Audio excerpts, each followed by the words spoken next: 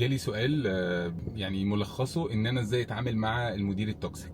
مديري بيوصل صورة سلبية عني، ما عندوش شفافية ولا عدل، بيدي بونص للناس وبياكل حقوق ناس تانية، وانا مش قادر احدد السبب رغم انه لا يثق باحد من المقربين. انا شغال في شركة كأنها شركة عم الحاج. السؤال ده ان انا اتعامل مع المدير التوكسيك بيبقى فيه كذا حاجة محتاج ان انا الاول افهمها. الحاجة الاولى هو التوكسيك نوعين. النوع الاول اللي هو التوكسيك اللي بيبقى ديس اوردر، يعني هو فعلا توكسيك، فعلا مثلا عنده نارسيسيزم، فعلا عنده مشاكل نفسيه.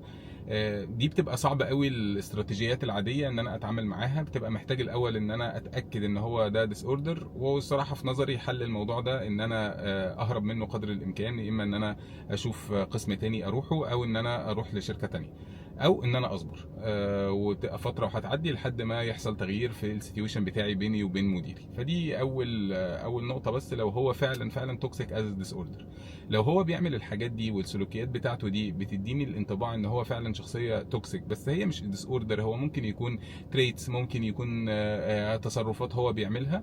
في الحاله دي النصيحه اللي انا نصحتها للسؤال اللي اتسالته ده، اول حاجه ان انت محتاج دايما ان انت تطمن مديرك على الشغل اللي انت بتعمله. محتاج ان انت تطمن مديرك على انا بعمل الشغل ده علشان يحميك وعلشان الكي بي ايز بتاعت التيم تبقى متحققه بشكل كويس.